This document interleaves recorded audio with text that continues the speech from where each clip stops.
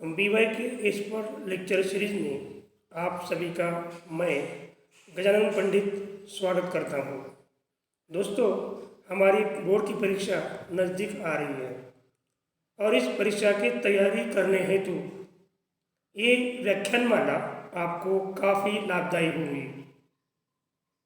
ये कोरोना महामारी की वजह से आप सभी अपने अपने घरों में सुरक्षित होंगे, मैं ऐसी आशा करता हूँ।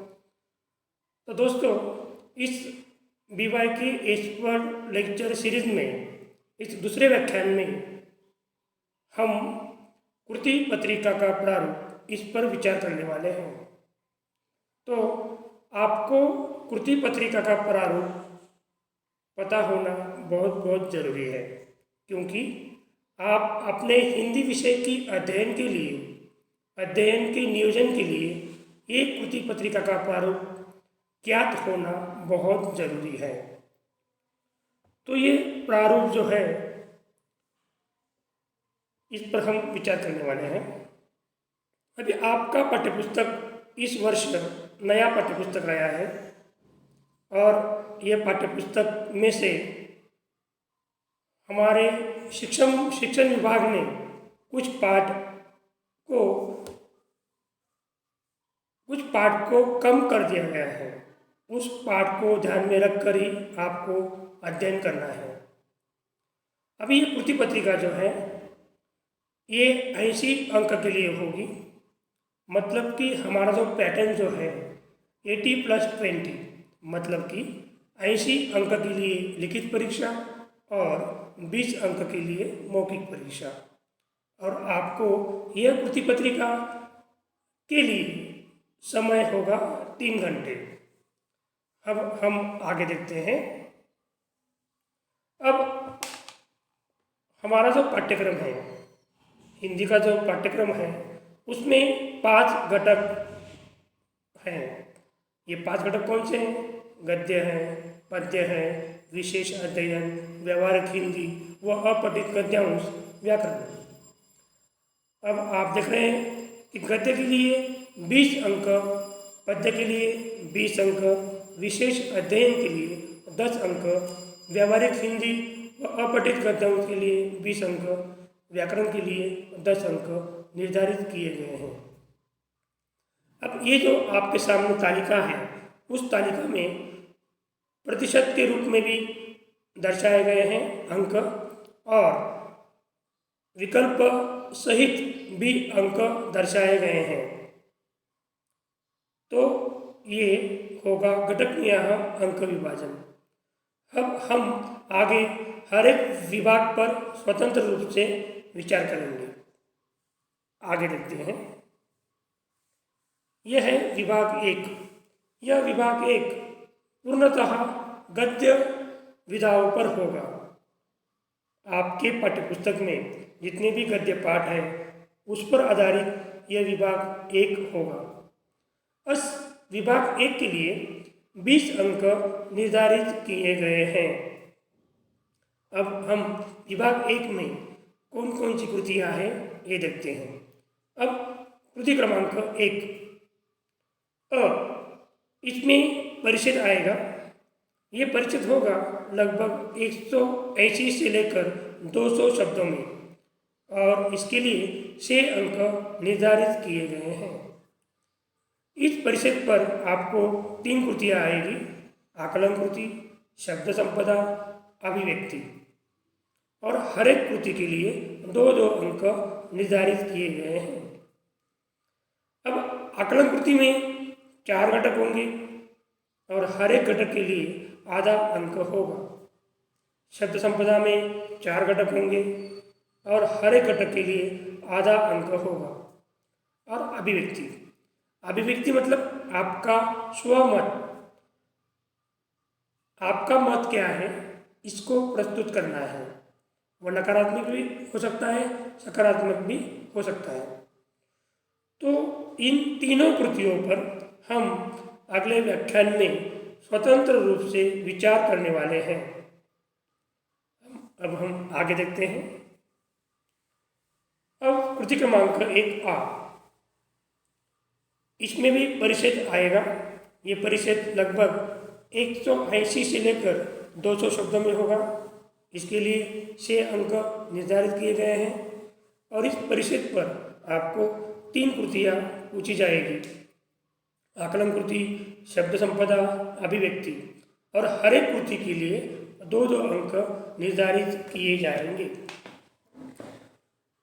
तो दोस्तों, कृति क्रमांक 1 अ और कृति क्रमांक 1 आ, ये दोनों कृतियाँ स्वरूप, कृतियों का जो स्वरूप है समान है, लेकिन परिच्छेद अलग अलग रहेंगे।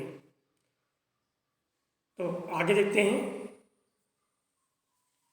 कृति क्रमांक 1 ई, लघुत्तरी प्रश्न। ये लघुत्तरी प्रश्न 3 आएंगे, 3 में से आपको 2 लिखना है। दोस्तों, ये ध्यान में रखना है कि हमें इस प्रश्न में कितने विकल्प दिए गए हैं, कितने पर्याय दिए गए हैं, कितने प्रश्न में से कितने प्रश्न लिखने हैं, ये बहुत छात्र ध्यान देते नहीं हैं और 3 में से तीनों प्रश्न लिख डालते हैं। इसके वजह से हमारा समय बर्बाद होता है। तो इसीलिए आपको ये ध्यान में रखना है कि 3 में से कितने प्रश्न हमें लिखना है। तो आपको यहाँ 3 में से 2 प्रश्नों का उत्तर लिखना है 60 से 80 शब्दों में। तो दोस्तों, आपको शब्द मर्यादा की ओर भी ध्यान देना है और इसके लिए अंक है 6 अंक है। आगे ई, एक वाक्य में उत्तर लिखिए। ये प्रश्न आएंगे, 4 प्रश्न आएंगे आपको, 4 में से आपको 2 लिखना है। और ये जो प्रश्न होंगे ये साहित्य संबंधी सामान्य ज्ञान पर आधारित होंगे और इसके लिए अंक है 2 अंक हैं। अभी इस प्रश्न की तैयारी के लिए आपको एक करना है कि हमारे पाठ्यपुस्तक में गद्य और पद्य पाठ के पहले जो लेखक परिचय होता है, विधा परिचय होता है और उस पाठ के संदर्भ में जो जो होता है वो आपको पढ़ना है। अगर ये आप पढ़ेंगे तो इस प्रश्न की तैयारी हो जाएगी। तो दोस्तों, ये रहा विभाग 1, मतलब विभाग 1 में 2 परिच्छेद 6 अंक के लिए, लघुत्तरी प्रश्न 6 अंक के लिए और 1 वाक्य में उत्तर लिखिए 2 अंक के लिए। ऐसे कुल मिलाकर विभाग 1 20 अंक का होगा। आगे देखते हैं। आगे का विभाग है विभाग 2। यह विभाग 2 पद्य पाठ पर आधारित होगा, मतलब कि आपके पाठ्यपुस्तक में जितने भी पद्य पाठ हैं उस पद्य पाठ के आधार पर यह विभाग 2 होगा और इसके लिए 20 अंक निर्धारित किए गए हैं। अब कृति क्रमांक 2 अ में पद्यांश आएगा। पद्यांश मतलब कविता का अंश, पद्य का अंश, पद्यांश। तो पद्यांश लगभग 8 से 12 पंक्तियों में होगा और इसके लिए 6 अंक होंगे और इस पद्यांश पर आपको 3 कृतियाँ पूछी जाएगी, आकलन कृति, शब्द संपदा, अभिव्यक्ति, और हर एक कृति के लिए 2-2 अंक होंगे। आगे कृति क्रमांक 2 आ, इसमें भी पद्यांश आएगा। यह पद्यांश लगभग 8 से लेकर 12 पंक्तियों में होगा और इस पद्यांश पर आपको 3 कृतियाँ पूछी जाएगी, आकलन कृति, शब्द संपदा, अभिव्यक्ति, और हर एक कृति के लिए 2-2 अंक निर्धारित किए गए हैं। मतलब कि यहाँ पर भी कृति क्रमांक 2 अ और कृति क्रमांक 2 आ, ये दोनों कृतियाँ का स्वरूप समान है, लेकिन पद्यांश जो है अलग अलग है। आगे देखते हैं। ई, रसास्वादन कीजिए। अब ये जो कृति है ये रसास्वादन कीजिए। रसास्वादन मतलब कविता का आशय को समझना, कविता के भाव को समझना और उस भाव को समझकर अपने शब्दों में वो लिखना, उसे ही रसास्वादन कहते हैं। रसास्वादन मतलब कविता का रस ग्रहण करना, उस कविता के भावों को समझना। तो इस रसास्वादन पर हम अगले व्याख्यान में स्वतंत्र रूप से विचार करने वाले हैं। अब ये रसास्वादन आपको 100 से लेकर 120 शब्दों में लिखना है। 2 में से एक ही कविता का रसास्वादन आपको करना है और इसके लिए 6 अंक निर्धारित किए गए हैं। आगे ई, एक वाक्य में उत्तर लिखिए। 4 प्रश्न में से 2 प्रश्नों का उत्तर आपको लिखना है और ये भी साहित्य संबंधी सामान्य ज्ञान पर आधारित होगा। मतलब कि इस प्रश्न के तैयारी के लिए आपको हमारे पाठ्यपुस्तक में जो भी पद्य पाठ है, कविता है, उस पद्य पाठ से पहले जो लेखक परिचय, पाठ परिचय, विधा परिचय जो होता है वो आपको पढ़ना है।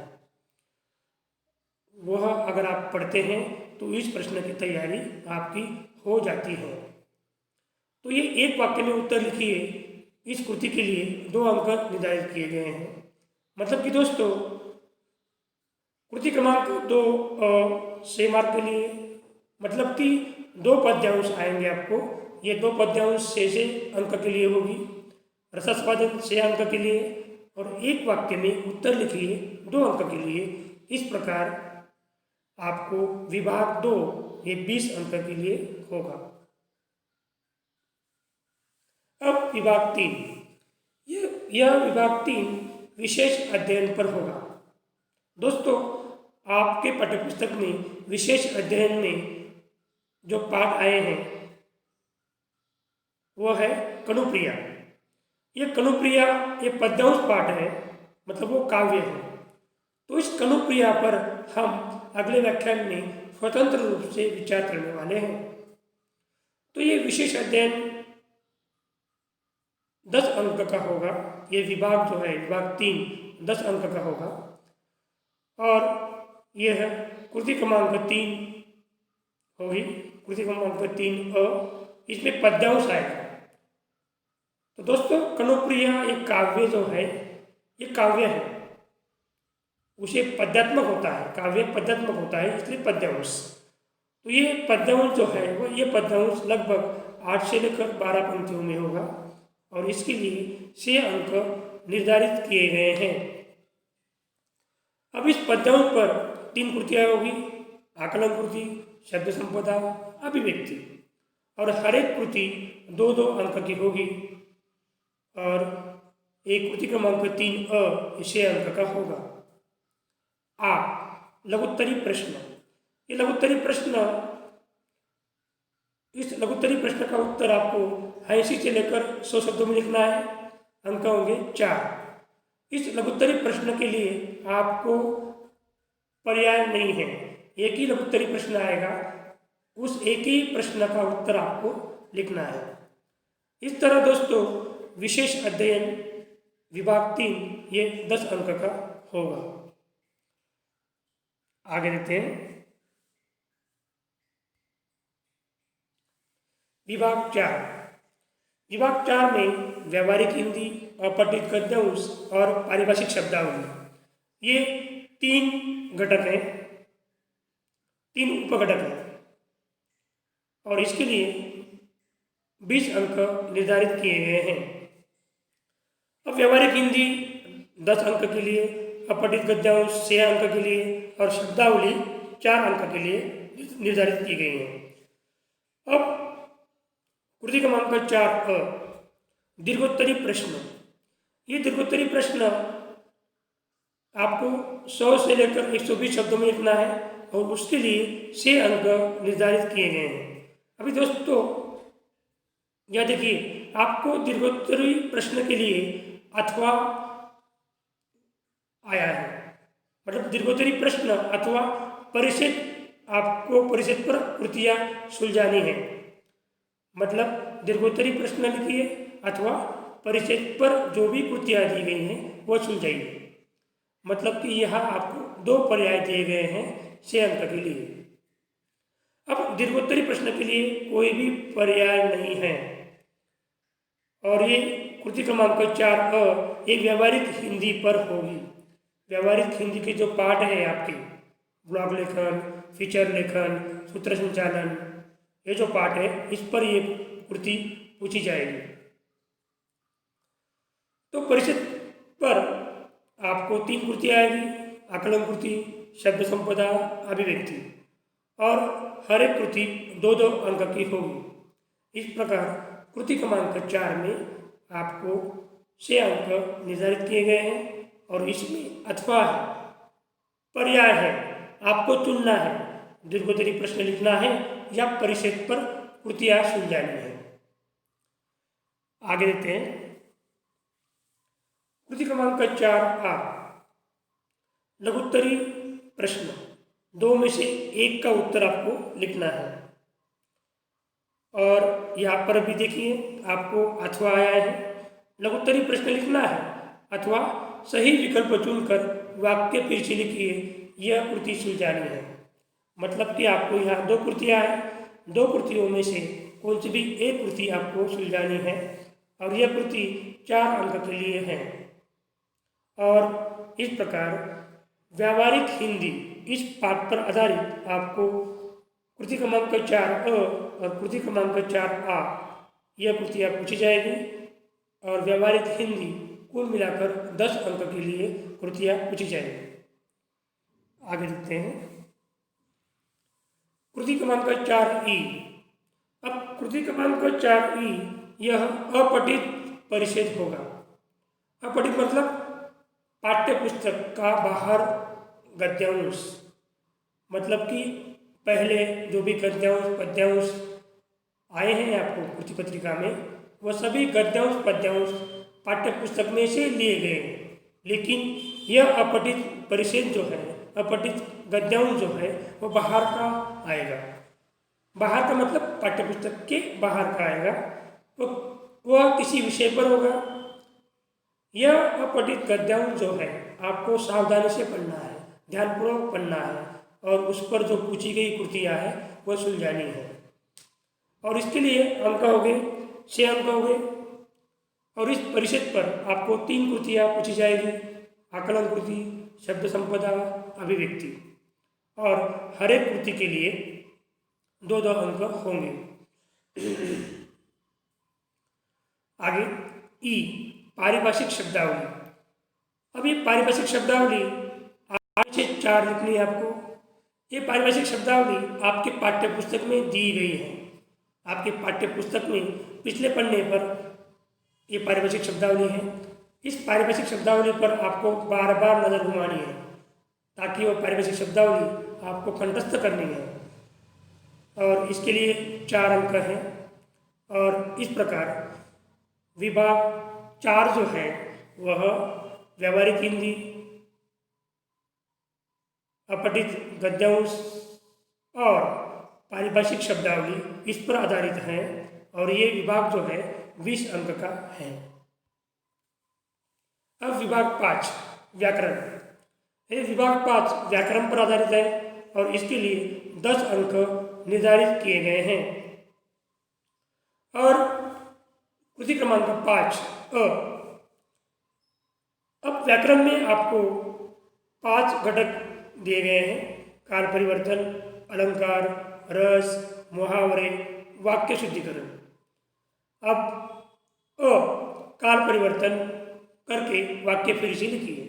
आपको 4 वाक्य आएंगे, 4 वाक्यों में से 2 वाक्यों का आपको काल परिवर्तन करना है और इसके लिए 2 अंक हैं। कृति क्रमांक 5A, अलंकार। अलंकार आपको कुछ काव्य पंक्तियाँ आएगी, उस काव्य पंक्तियों में कौन सा अलंकार है ये आपको पहचानना है और कम से कम 2 मतलब 2 काव्य पंक्तियों का अलंकार पहचानना है और आपको वो लिखना है। उसके लिए 2 अंक है। ई, रस। आपको काव्य पंक्ति आएगी और उस काव्य पंक्तियों में कौन सा रस है ये आपको पहचानना है और ये रस पहचान कर आपको लिखना है और इसके लिए 2 अंक निर्धारित किए गए हैं। आगे मुहावरों। मुहावरों का अर्थ लिखकर वाक्य में प्रयोग करना है। आपको 4 मुहावरे आएंगे और 4 में से 2 मुहावरों का आपको वाक्यों में उस मुहावरों का अर्थ लिखकर वाक्यों में प्रयोग करना है। इसके लिए 2 अंक हैं। और दोस्तों, ये मुहावरे आपके पाठ्य पुस्तक में से ही रहेंगे। आगे उ वाक्य शुद्धिकरण करके वाक्य फिर से लिखिए। आपको 4 वाक्य आएंगे। उस 4 वाक्यों में हर एक वाक्य में कुछ गलतियाँ होंगी, कुछ अशुद्धियाँ होंगी। उस गलतियों को, उस अशुद्धियों को हटाकर शुद्ध रूप से आपको वाक्य लिखना है। 2 वाक्य लिखना है आपको। ये 2 वाक्य आपको 2 अंक के लिए होंगे। तो इस प्रकार विभाग 5 व्याकरण पर आधारित है और उसके लिए 10 अंक निर्धारित किए गए हैं।